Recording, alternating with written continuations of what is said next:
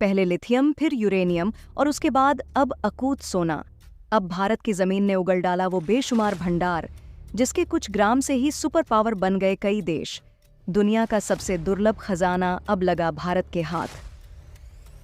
दोस्तों, इस वक्त भारत के साथ कुछ ऐसा हो रहा है कि भारत अगर मिट्टी पर भी हाथ रख दे तो वो भी सोना बन जा रही है। पहले भारत सरकार को लिथियम का भंडार मिला, वह भी इतना कि भारत की खुद की जरूरत को पूरा करने के बाद भी इतना बचे कि दूसरे देशों को एक्सपोर्ट करना पड़े। इसके बाद भारत पावर में टॉप 3 कंट्री में बन गया। उसके बाद भारत में यूरेनियम के भंडार मिलने लगे।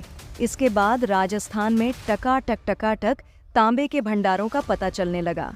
उसके बाद सोने के भंडार सामने आने लगे, यानी कि यह सिलसिला लगातार चल रहा है।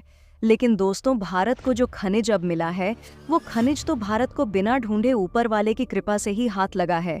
इस खनिज भंडार ने तो सबके तोते उड़ा के रख दिए हैं। किसी को यकीन नहीं हो रहा है कि जिसका कुछ ग्राम ही बहुत मुश्किल से मिलता है, भारत ने तो उसका पूरा का पूरा भंडार खोज निकाला है।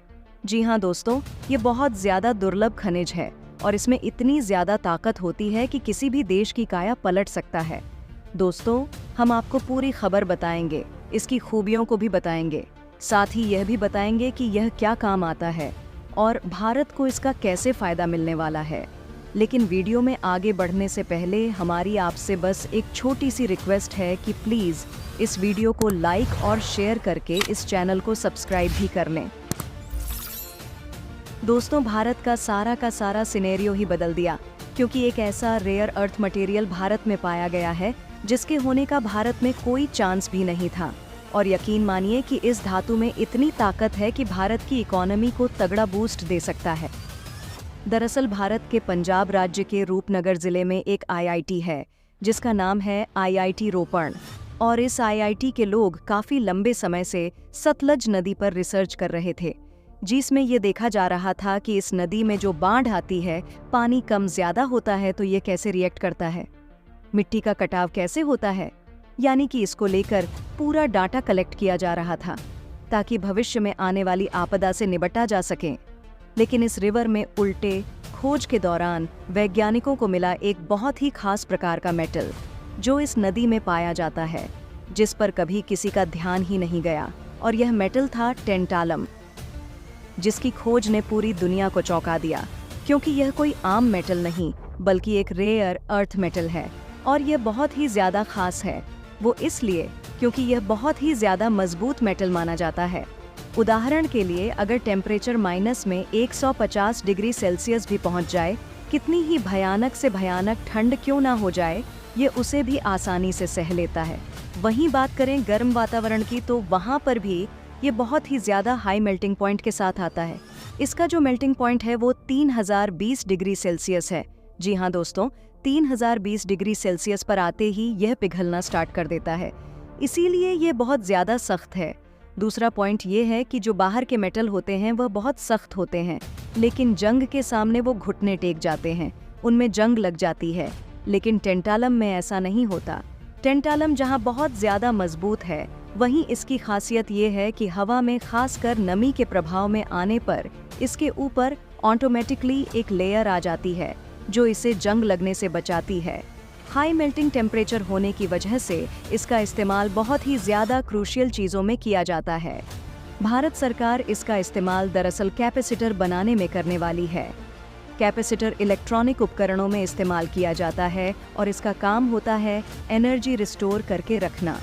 और इस खास मेटल की बात यह है कि यह सबसे ज्यादा एनर्जी रिस्टोर करने की क्षमता रखता है और इसीलिए बताया जा रहा है कि जो आने वाली तमाम टेक्नोलॉजी होगी उसमें इसी के बने उपकरणों का इस्तेमाल किया जाएगा।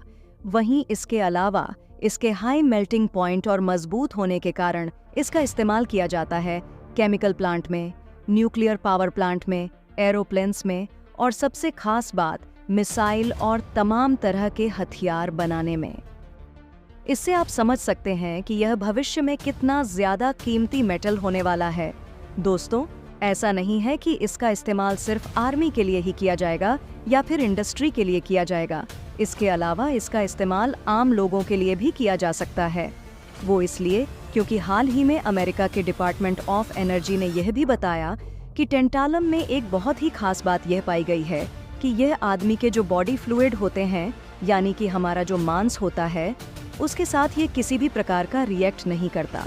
यानी कि आपने इसे अगर अपनी बॉडी में डाला तो इससे किसी भी प्रकार का नुकसान नहीं पहुंचेगा, जबकि बाकी दूसरे जो मेटल होते हैं वह नमी या हमारे शरीर के फ्लूइड या फिर हमारे शरीर के जो टिश्यू होते हैं उनके साथ अलग अलग प्रकार से रिएक्ट करते हैं, जिससे कि बॉडी को नुकसान भी होता है, जिनसे बीमारियां हो सकती हैं। हालांकि टेंटालम ऐसा रिएक्ट नहीं करता।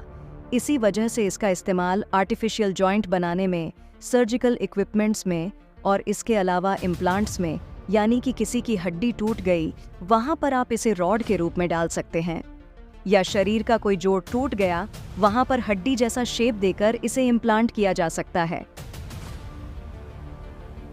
और इसका मेल्टिंग पॉइंट भी बहुत हाई है और यह मजबूत भी बहुत है और वजन में बहुत ज्यादा हल्का भी है।